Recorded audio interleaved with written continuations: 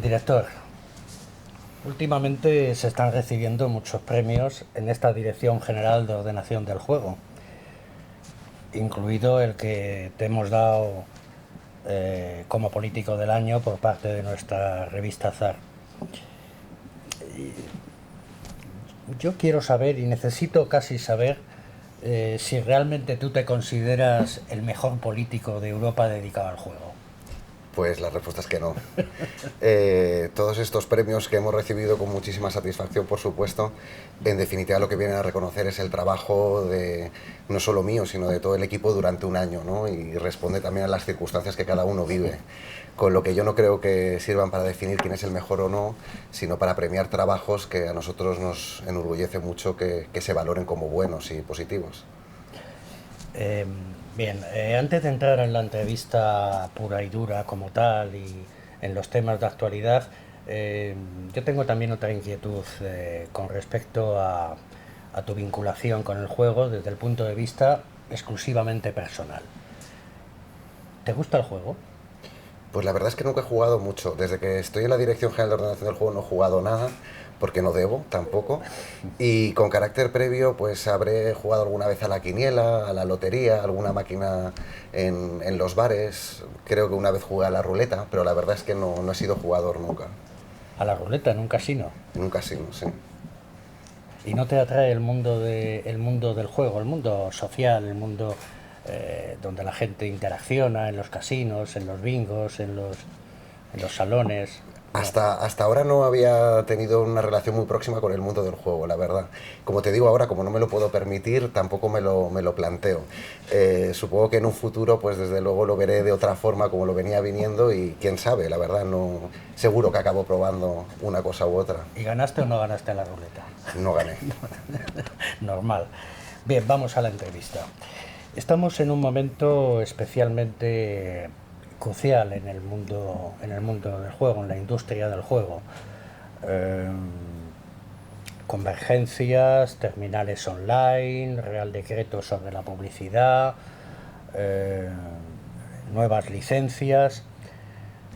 Vamos a intentar desgranar un poco todo esto, ¿no? ¿Cuándo estará listo el Real Decreto sobre la publicidad? El Real Decreto ahora mismo, como todos sabéis, está en tramitación. Sí. Está pendiente de distintos trámites, el trámite del TRIS ante la Comisión Europea, luego se remitirá para informe del Consejo de Estado. Nosotros calculamos que para finales de septiembre, principios de octubre, en condiciones normales, el reglamento estará en condiciones de ser aprobado. ¿No te ha sorprendido la cantidad de opiniones que han llegado sobre el Real Decreto a esta Dirección General, tanto a favor como en contra, tanto por defecto como por exceso? Pues la verdad es que no. Nos esperábamos algo así, incluso te diría que un poquito más. El reglamento, somos muy conscientes, pretende regular una actividad que en el contexto del juego es importantísima, porque nosotros entendemos que la publicidad es un instrumento fundamental, ¿no?, para mostrar al público la oferta legal de juego. Es un instrumento de lucha contra el juego ilegal y por tanto de protección de los consumidores, y su regulación lógicamente implica una restricción de la actividad. Nosotros comprendemos perfectamente que genere posiciones encontradas, son muchos los sectores afectados y esperábamos esta situación. Tal y como esperábamos, tenemos alegaciones sobre los mismos artículos en un sentido o en otro, lo que a nosotros nos hace pensar que en ese ejercicio que nos habíamos impuesto de ser equilibrados, pues no nos ha faltado un poquito de acierto, ¿no? Coincido plenamente con esa definición que has dado de la publicidad, de la importancia que tiene para cualquier sector industrial y especialmente también para el sector del juego. ¿Por qué crees tú que existe un evidente agravio comparativo entre la publicidad y la promoción que se le permite al juego online y la que se le permite al juego presencial? El juego presencial tradicionalmente ha tenido un enfoque regulatorio que no nos sirve para el juego online. Y desde ese punto de vista, lógicamente, hay diferencias. Yo no hablaría tanto de agravios porque el canal de distribución es tan distinto que el factor o la influencia que tiene la publicidad en uno y en otro también son diferentes. Lógicamente, el juego online ha planteado una revolución conceptual en materia de juego, tanto desde una perspectiva social como desde una perspectiva regulatoria. Normalmente hemos enfocado las regulaciones presenciales no aquí, sino en todo el mundo, teniendo en cuenta esos objetivos de protección desde una perspectiva de restringir y alejar la oferta. Con el juego online eso no es posible. Es necesario hacer publicidad, es necesario que los ciudadanos conozcan los operadores legales. Entonces yo entiendo que obedece claramente a una situación de evolución regulatoria de dos canales de comercialización que son claramente diferentes como para justificar este cambio. Dentro de las alegaciones a las que hacía referencia, nos ha llamado mucho la atención la del profesor Choliz, que de alguna manera está dentro del organigrama de esta casa, junto con una asociación de ludópatas. Bueno, os ha acusado de manipular el informe Blinde. ¿Qué tienes que decir a eso? Bueno, yo antes que contestarte a la pregunta, Mariano ha tenido la voluntad de compartir sus alegaciones, que es una excepción entre todos los que la han hecho y como puedes presuponer son muchos. No creo que corresponda hablar en concreto de las alegaciones de Mariano en sí mismo, porque lógicamente todas las alegaciones tienen que ser analizadas individualmente. No obstante, desde luego desde la dirección no hemos manipulado ningún dato ni ninguna interpretación de ninguno. Desde luego el juego, como ocurre en tantos estudios, y el propio Mariano lo dijo, no fue solo el que sostuvo esa postura en el Consejo Asesor, pues tienen distintas interpretaciones. Nosotros desde luego aportamos la que consideramos mejor y más ajustada, y desde esa perspectiva nos ratificamos en el contenido de la memoria, como tuvimos oportunidad de explicarle, sin matices. A estas alturas y después de ya un funcionamiento regular durante 3 años de la Dirección General, ¿tú crees que tiene sentido todavía mantener este tipo de instancias, como puede ser la del profesor Mariano Choliz o la de Fejar, dentro del esquema de la Dirección General? El Consejo Asesor de Juego Responsable es un consejo asesor, ni más ni menos. A nosotros nos sirve de ayuda porque estamos hablando, y lo digo sin matices, de una actividad económica, de una actividad de ocio y entretenimiento. Así la concebimos nosotros, sin lugar a dudas, pero sin poder desconocer, lógicamente, que tiene ciertas afectaciones o puede tenerlas en casos determinados, aunque no sean los mayoritarios, lógicamente.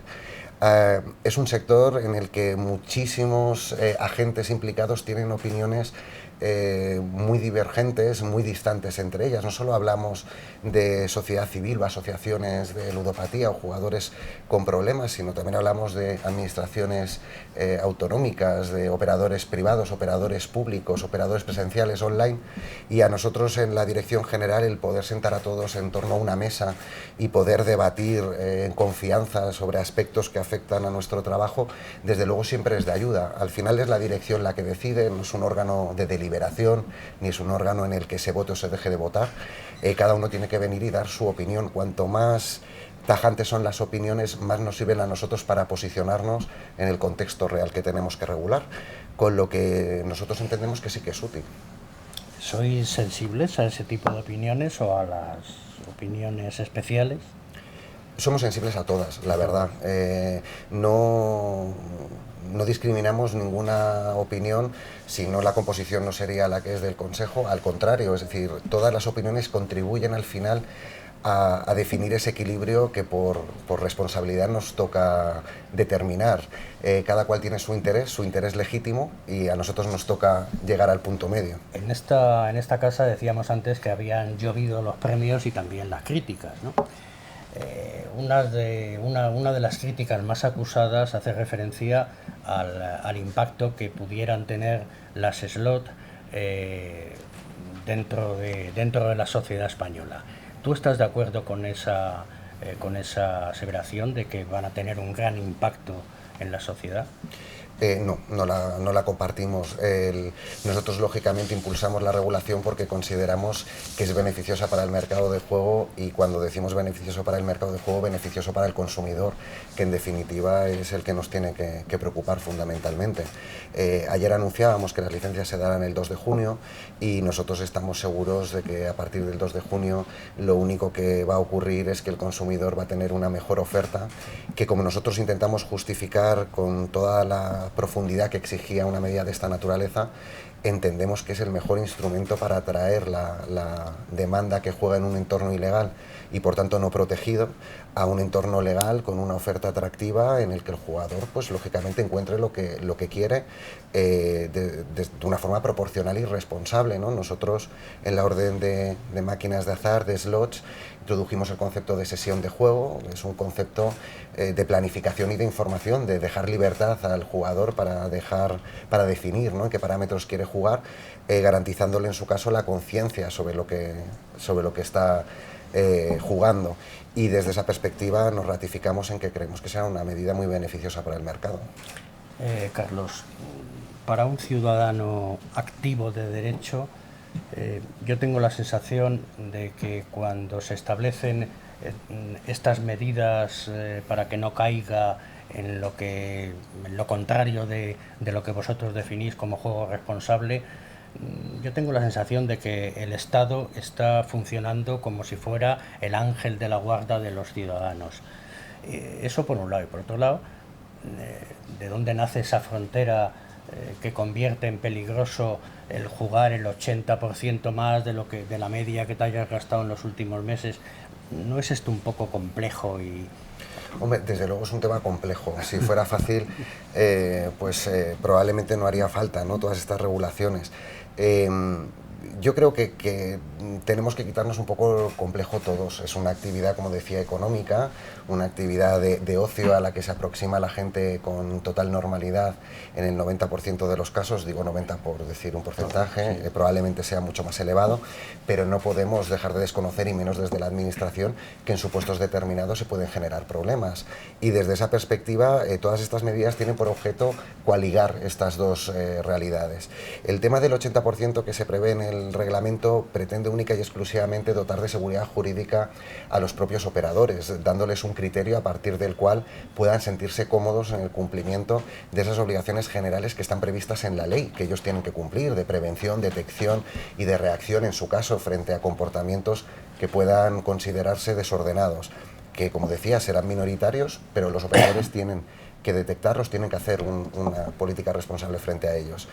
El 80%, como te digo, pretende dar seguridad, poner un límite en el que el operador pueda fijarse. Se ha puesto ese límite porque lógicamente se entiende que el jugador tiene que tener plena libertad para poder incrementar su gasto legítimamente. No se ha elevado más porque perdería efectividad la medida y perdería efectividad nuestra voluntad de dar seguridad al operador. Pero en todo caso es una medida que obliga simplemente a informar al jugador, no tiene mayor repercusión, ni la dirección general o la administración prejuzga qué significa ese comportamiento, ni qué consecuencias puede tener o qué hay que hacer con él. Se le tiene que informar al operador. Hemos entendido que es la medida más proporcionada y menos gravosa para los operadores y para el propio jugador. Nosotros editorialmente entendemos, y así lo manifestamos, que el juego responsable es un eufemismo que además va en contra de la propia naturaleza de las cosas. A mí me gustaría escuchar al director general una definición sobre lo que es el juego responsable. La Dirección General y este director han hecho una página web en la que se encuentra una definición clarísima de lo que nosotros consideramos juego responsable. Juego responsable, en definitiva, es el juego que se comercializa en España. Juego responsable es el juego consciente, planificado y libre por parte del consumidor. Yo no creo que sea un eufemismo, es una forma de reivindicar que nuestra actividad no tiene por qué plantear ningún problema y que cuando lo plantea se acude a solucionarlo conjuntamente, administraciones y la propia industria. Y desde esa perspectiva, como te digo, para mí juego responsable es el juego mayoritario que se practica en territorio español. Y con respecto al origen del problema, esta Dirección General y su página web saben distinguir en que la gente se hace ludópata con el juego y no por el juego. Desde luego es una apreciación que comparto. Es no obstante un problema muy complicado y que no responde a reglas, por lo que nosotros hemos tenido oportunidad de aprender, a reglas concretas, dependen también mucho de la persona. Efectivamente, el juego en sí mismo, nosotros hemos tenido oportunidad de decirlo muchas veces, no es peligroso en sí mismo, es peligroso en determinadas circunstancias para determinadas personas en las que influyen también determinadas circunstancias. De ahí que no sea tan fácil solucionar el problema ni establecer reglas concretas que permitan prevenirlos. Pero desde luego el juego en sí mismo es un producto de ocio como tantos otros. Muy bien, vamos a dar un salto, vamos a pasar al tema de la convergencia. Todo el mundo habla de la convergencia, de la armonización, de la necesidad de que llegue, pero no acaba de llegar. Va muy lento. Nosotros detectamos que hay mucha distancia entre las partes y nos gustaría saber qué opinas tú de cómo está en este momento esa posibilidad de la convergencia y si realmente crees que va a llegar algún día.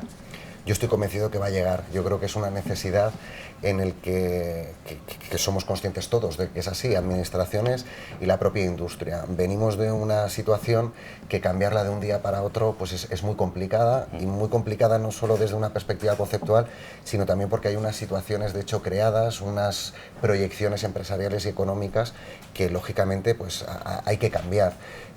Yo creo que no me equivoco cuando digo que en estos últimos 3 años el avance, por lo menos desde la perspectiva conceptual, ha sido enorme, tanto en administraciones como operadores como consumidores. Tiene que llegar, ya no porque sea un mandato, sino porque es una imposición de la realidad. A día de hoy hablamos de operadores online, operadores presenciales, y necesariamente vamos a tener que llegar, yo estoy convencido que más pronto que tarde, hablar de operadores con canales de distribución distintos. Algunos los tendrán los dos, otros tendrán un negocio más enfocado a uno, a otro, de acuerdo con su legítima libertad empresarial, pero sin duda tiene que llegar y se están haciendo movimientos claros en ese sentido, como te decía, y perdona que me repita, tanto desde una perspectiva conceptual y de sentimiento, de emoción en el sector, como desde una perspectiva de administración y de impulso regulatorio en todas las administraciones que tenemos competencia en la materia. Bien, vamos a pasar a un tema que también a mí me llama poderosamente la atención. Vosotros habéis hecho un magnífico trabajo en el estudio sobre la racionalización del sector del juego en el contexto de la ley de la unidad de mercado. Un magnífico estudio que ha sido muy contestado por la industria privada del juego, que a la vez os acusaba de querer recentralizar el juego en España. ¿Es esto cierto? ¿Hay voluntad por parte de esta Dirección General o del Ministerio de Hacienda o el mismísimo Gobierno de recentralizar el juego como lo estuvo ya antaño? En absoluto. Te querría matizar en el sentido de que el trabajo que hemos hecho es un trabajo de todos. El apoyo de las comunidades autónomas y el propio trabajo material de todas ellas ha sido indispensable para que durante el año pasado pudiéramos avanzar en todos estos trabajos. Yo creo, también lo he dicho en alguna ocasión, que el mérito más que de la Dirección General es de las comunidades autónomas, como no puede ser de otra manera. Nosotros percibimos pleno convencimiento por su parte, más allá de la propia Ley de Garantía de Unidad de Mercado. Todos sabemos que hay comunidades autónomas que no la comparten, incluso que creen que es inconstitucional, y ello no ha impedido que las propias comunidades autónomas que piensan de esta forma hayan entendido que la convergencia en cualquier caso es conveniente. Es importante que haya convergencia por nuestros operadores y por nuestros consumidores, no es una cuestión competencial, cada uno desde su posición aporta su visión, y yo creo que además siempre lo hemos hecho todos con muchísimo respeto, nosotros hacia comunidades autónomas y ellas hacia la competencia estatal, y al final pues son competencias concurrentes, como decíamos en la pregunta anterior, los operadores ya no son presenciales u online, la mayoría de nuestros operadores son operadores presenciales españoles. Y desde esa perspectiva es un trabajo conjunto que nada tiene que ver con ninguna voluntad centralizadora, ni muchísimo menos. Bien, en cualquier caso, el sector del juego, y en eso estaremos de acuerdo, es un sector importante en la economía nacional española. ¿No echas de menos valoraciones o propuestas, y más ahora que estamos en plena campaña electoral, valoraciones o propuestas, decía, de los partidos políticos con respecto al juego? ¿Por qué los partidos políticos no incluyen al juego en sus programas electorales? Es Es una pregunta que no te puedo contestar. El programa electoral es un instrumento electoral de cara a la preparación de unas elecciones, y desde esa perspectiva ni nos extraña ni nos deja de extrañar desde la dirección. Nosotros somos reguladores, tenemos muchas cosas en las que pensar y muy claro lo que tenemos que hacer. Son objetivos muy bien definidos en las leyes y en las normas, y desde esa perspectiva la verdad es que no tengo una opinión que pueda ofrecer, la verdad.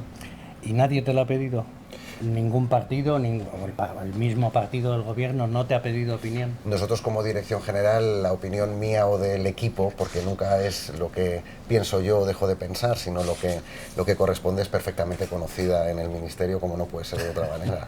Bien, vamos a pasar por los consumidores. ¿Eres consciente de que en este momento hay miles de ciudadanos que están firmando en contra del impuesto que grava con el 20% los premios de lotería? Somos conscientes, sí, sí. ¿Y qué te parece que se esté haciendo esto?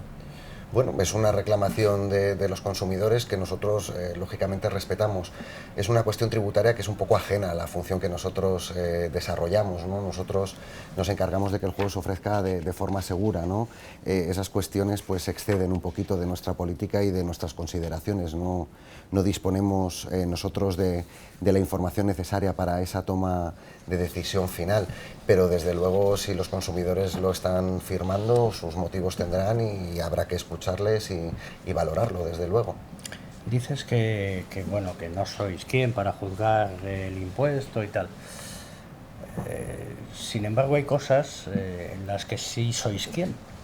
Por ejemplo, en el Real Decreto del que hablábamos al principio sobre la publicidad, la comercialización de los productos de juego y tal, valoráis el interés que por tradición puede tener que los niños de San Ildefonso sigan sacando las bolas en los sorteos de la Lotería Nacional. ¿Realmente crees que por tradición se puede seguir manteniendo esa costumbre de hacer trabajar a los niños? Bueno, yo no lo diré como lo has dicho tú. Me alegra cómo has hecho la pregunta, porque sí que nosotros hemos percibido que no siempre se ha entendido bien. Lo que prevé el Real Decreto de publicidad es que la situación actual de participación en los sorteos se mantenga. No legitima la publicidad utilizando menores en ningún caso, sea el que sea el operador. El reglamento de publicidad es un reglamento de juego, no de operadores, ¿no? El eje central son los distintos tipos de juegos y, como decía, en absoluto los jugadores. En el trabajo que implica el Real Decreto, lo decía al principio de la entrevista, nosotros buscamos un equilibrio entre la capacidad de poder publicitar la actividad y hacerlo de una forma responsable, de acuerdo con lo que se prevé en las normas que tenemos que aplicar. Y en esa búsqueda del equilibrio, el ejercicio intelectual que nosotros hacemos es establecer solo las restricciones que sean proporcionales para conseguir los objetivos de protección que se persiguen. Y desde esa perspectiva, el hecho de que los niños del colegio de San Ildefonso participen en el sorteo de Navidad, y así se plasma en el Real Decreto, no nos parece que sea una cuestión que nos tenga que preocupar desde el punto de vista de juego responsable, y una de las cosas fundamentales que influyen para que así lo consideremos es que arranca de una tradición absolutamente implementada en nuestra sociedad, no desde hace 5 años, sino, salvo error, desde 1771. Entonces, desde esa perspectiva, como te digo, desde luego no es una cosa que nos preocupe ni que nos parezca que afecta a la consecución de los objetivos que buscamos con el Real Decreto. Vamos a meter un paréntesis con una pregunta de uno de los lectores. ¿Estarías de acuerdo entonces en que los niños de San Ildefonso cantaran también la salida de bolas en los bingos de Navidad del bingo Canoe, por ejemplo?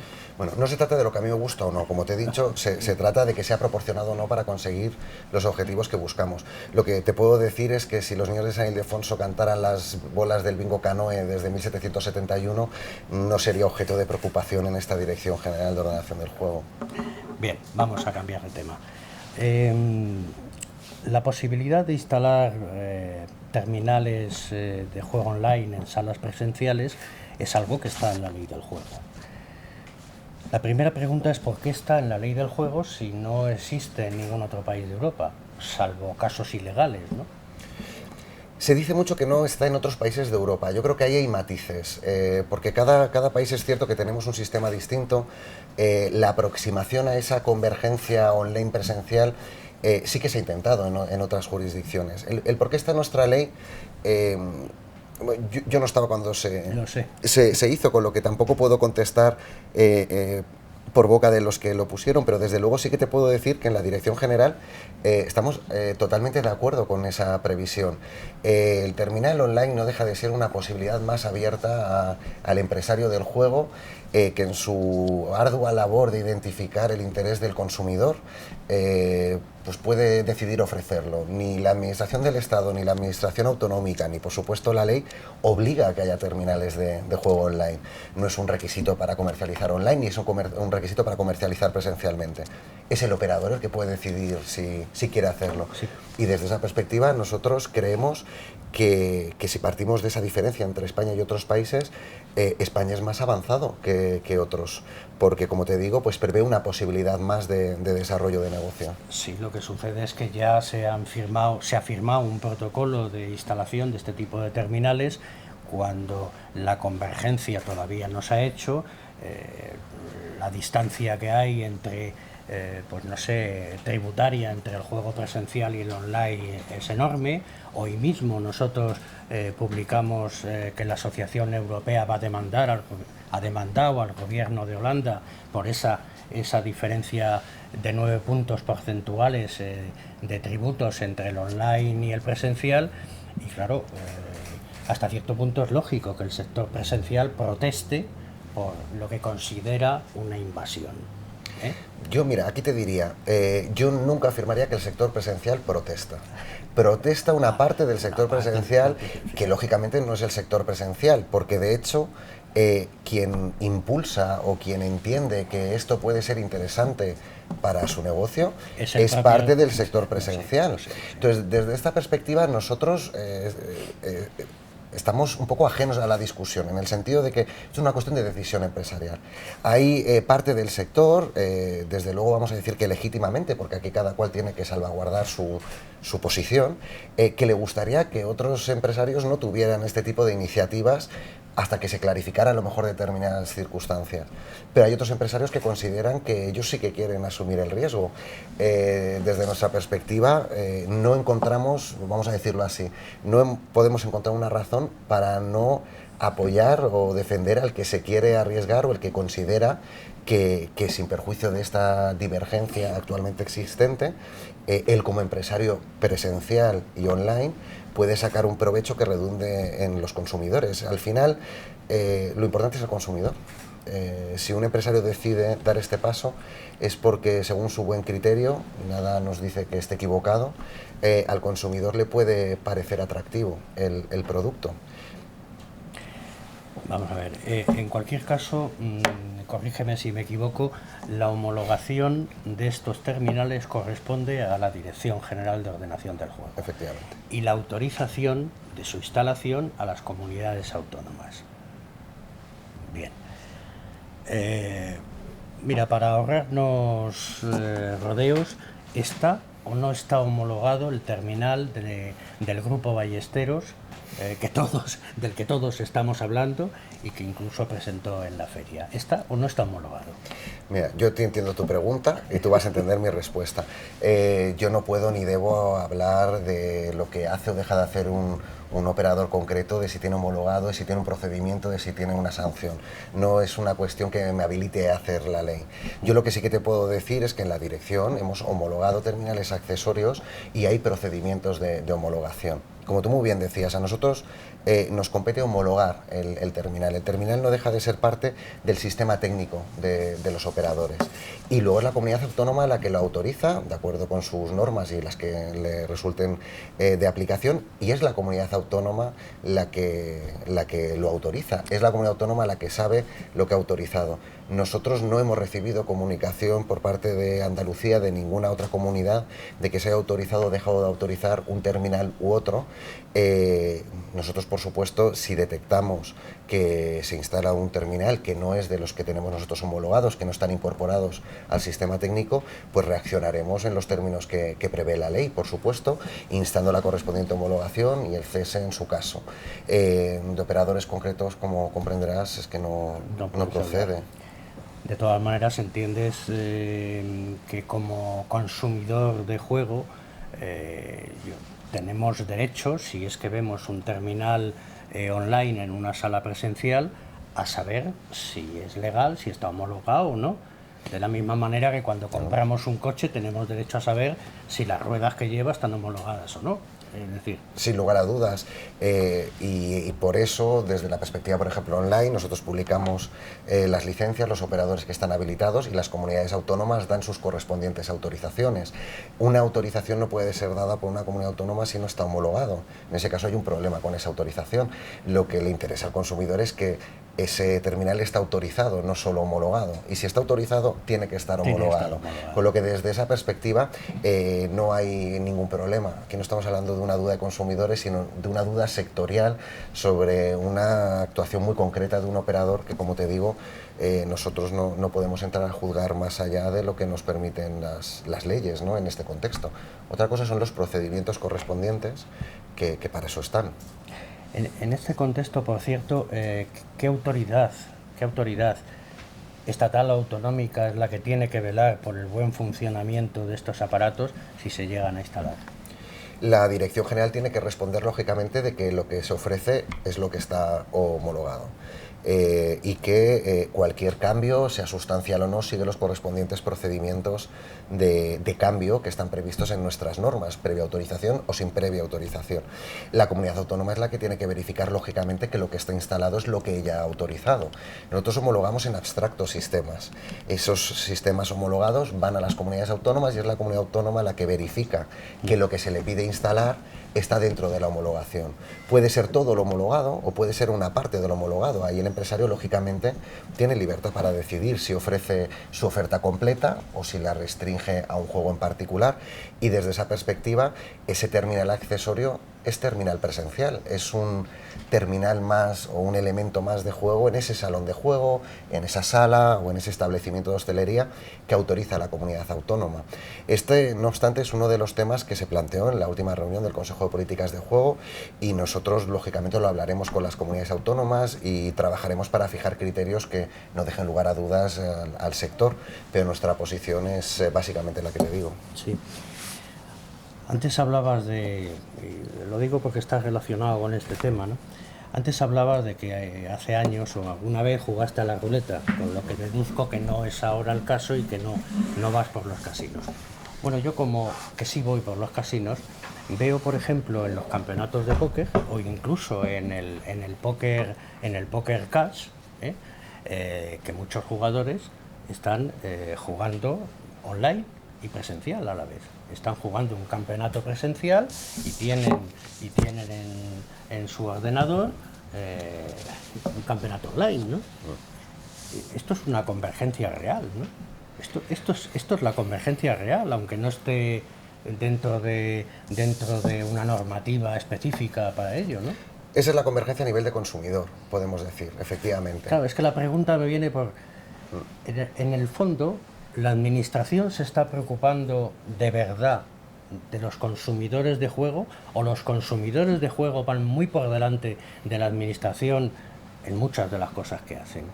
Administraciones, no solo administraciones, sí. Administraciones. Nosotros desde luego nos preocupamos por eso. Al final, yo sí que te diría que nosotros tenemos claro que el que mejor sabe lo que quiere el consumidor es el operador. No tenemos ninguna duda, nosotros podemos pretender saberlo, podemos estudiar y trabajar mucho para aproximarnos, pero ahí sin duda el empresario, el que se dedica a esto, es el que va a acertar. Nuestro trabajo fundamental, y ese es el mejor favor que podemos hacer a los consumidores, es establecer condiciones para que los empresarios tengan plena libertad para acertar en el diseño de los productos que vayan a buscar los consumidores.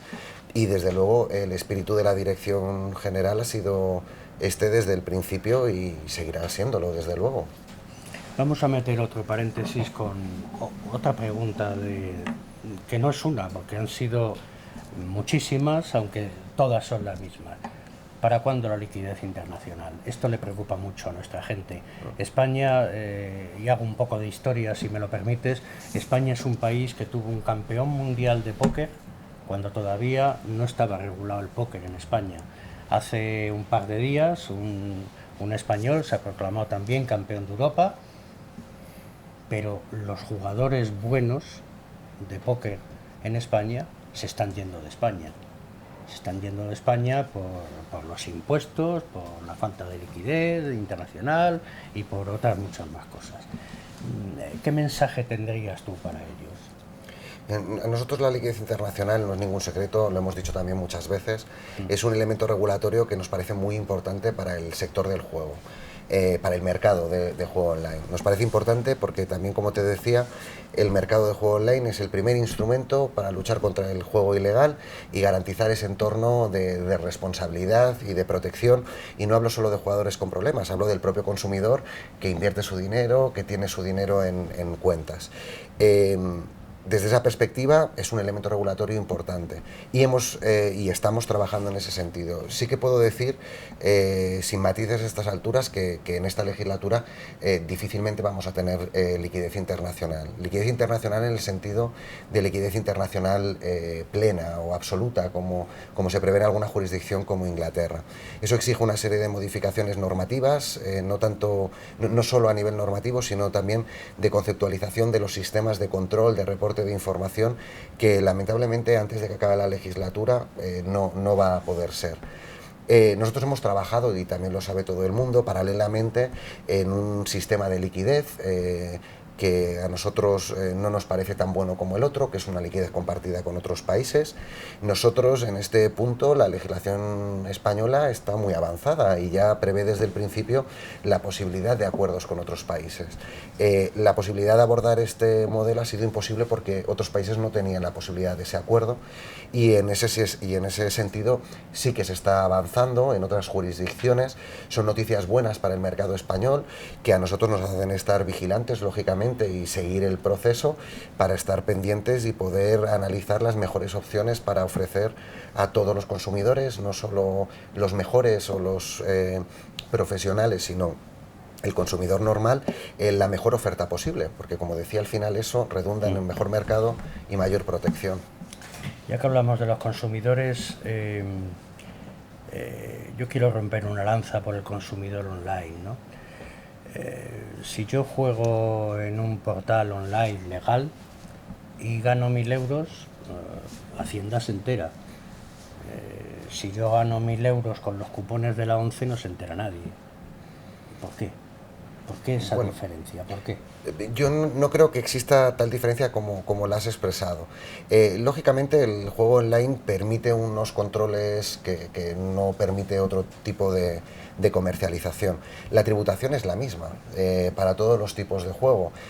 No solo es la misma, sino que desde la Dirección General, el propio Ministerio, desde muy principio de la legislatura, se impulsó precisamente el que fueran deducibles las correspondientes pérdidas, ¿no? En justa contraprestación a que tributaban, como de hecho tributaban desde mucho antes.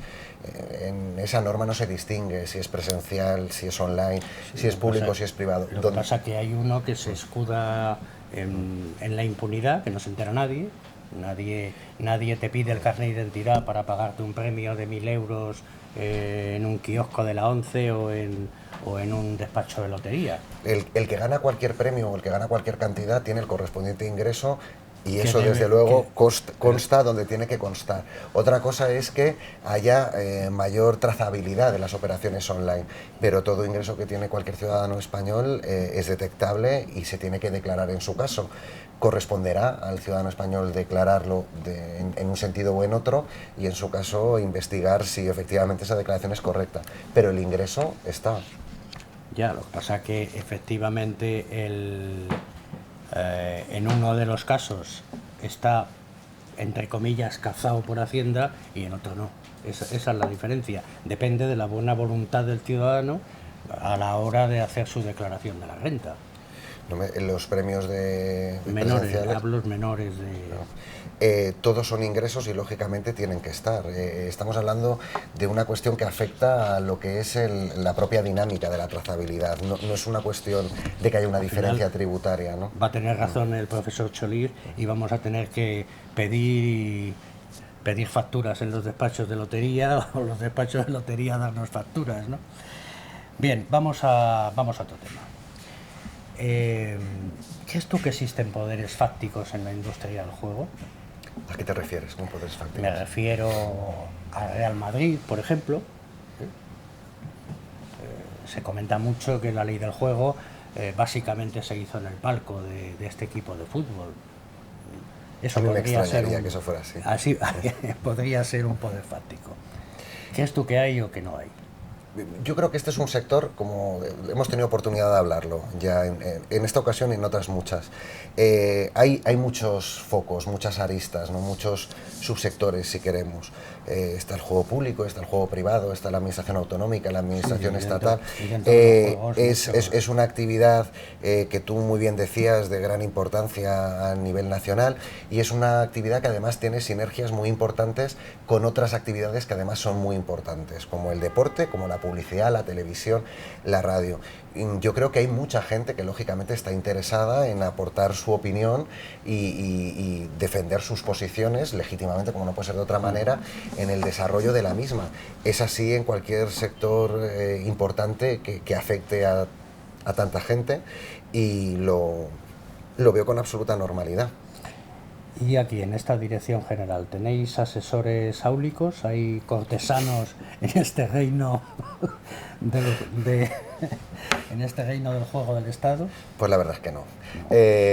Nosotros trabajamos, creemos que de forma muy transparente y muy abierta a todo el mundo, y desde luego en estos últimos 3 años y medio hemos tenido oportunidad de hablar con todo el mundo que ha querido, eso sin excepción, y con mucha otra gente que sin que él haya querido ha recibido nuestra invitación y ha venido muy gustosamente, y a todos se les escucha con la misma atención y con la misma comprensión, porque al final somos muy conscientes de que todo el mundo tiene unas posiciones que son muy legítimas desde su punto de vista.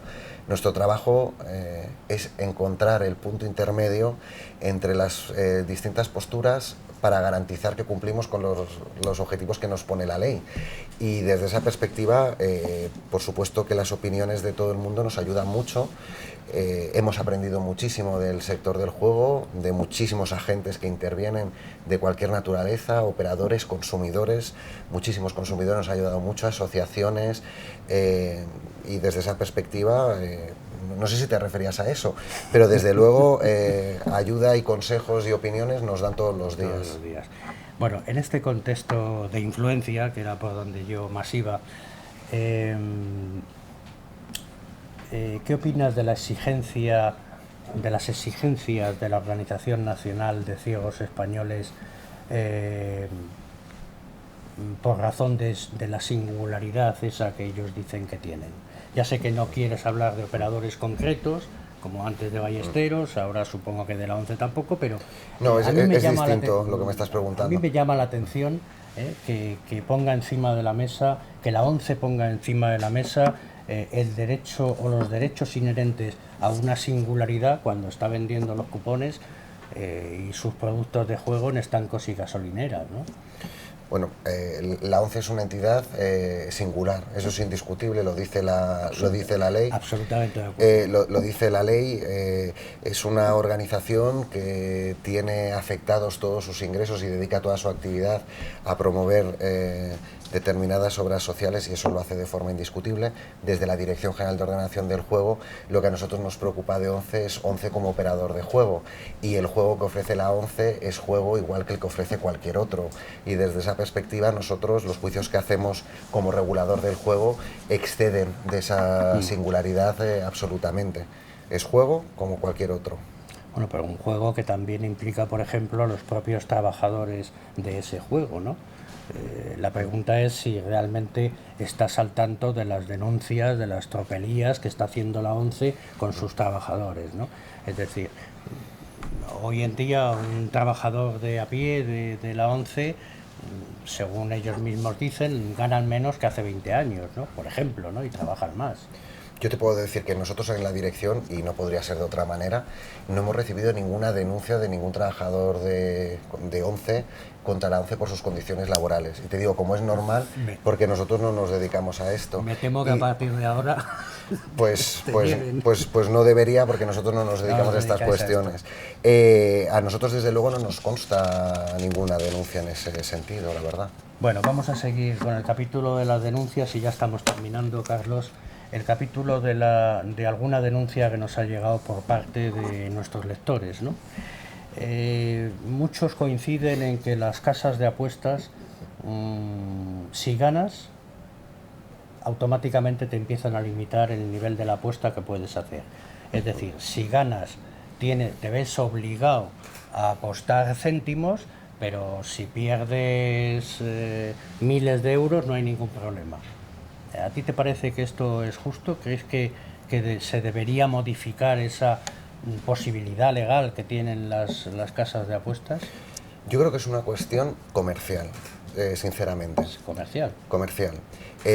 Yo, desde luego, en una casa de apuestas que no me ofrezca un producto que en este caso está limitado por las circunstancias que tú dices, eventualmente, que no me guste, pues no jugaría. La normativa que nosotros tenemos y que normalmente existe en otras jurisdicciones y en las propias comunidades autónomas, lo que prevén es la definición del entorno en el que se puede jugar y el control, en su caso, por parte de la administración respecto al operador, y garantizar que el jugador, y yo creo que esto es la clave de todo juego responsable, recibe la información correspondiente.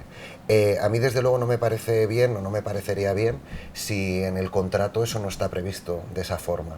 Si está previsto, no deja de ser una opción comercial. No tenemos en nuestras normas la obligación de que un operador ofrezca ni siquiera un juego, menos aún un juego de determinada manera. Desde luego me parecería muy mal que hubiera algún tipo de acuerdo general entre operadores para hacerlo así. Sí, son muy pocos, ¿no? Claro, entonces es una cuestión distinta que excede también de lo que es propiamente regulación del juego. Nos vamos más a una cuestión de competencia. Pero la actuación concreta, entendemos que, cómo está configurado la norma. Como te decía antes, no se trata de lo que me gusta a mí o de lo que no. Es una cuestión comercial que entiendo perfectamente que a un jugador no le guste, y comprendería perfectamente que dejara de jugar en una casa de apuestas que le ofrece ese tipo de limitaciones. Bien,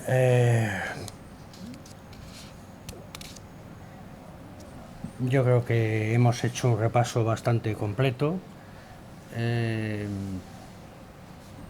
Y por mi parte, pues terminamos, si te parece bien, escuchando una visión general de lo que tú pudieras tener sobre cómo debería ser la industria del juego, que dibujes un escenario para cómo sería la industria del juego de una manera óptima, ¿no? Me alegra que me preguntes eso, y más hoy. Voy a empezar haciendo referencia a tu editorial de ayer. Yo creo que es el que más me ha gustado de todos los que he leído, y la verdad lo comparto absolutamente. Divino Tesoro se llamaba. Tesoro, sí. Yo creo que se ha traducido un poquito en el contexto de toda la entrevista.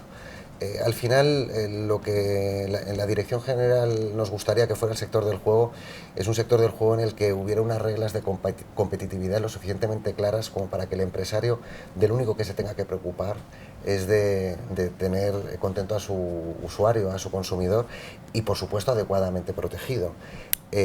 Yo creo que estamos trabajando en ese sentido. Desde luego en la dirección, y también me atrevo a decir que desde luego en el entorno de las comunidades autónomas.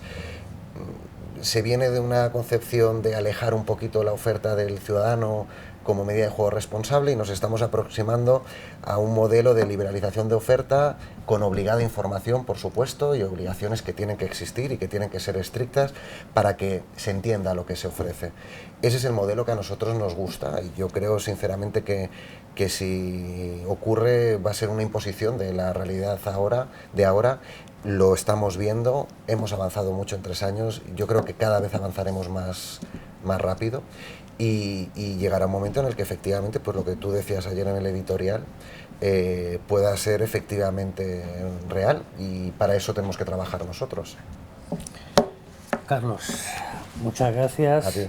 Ha sido muy amable. Tú también.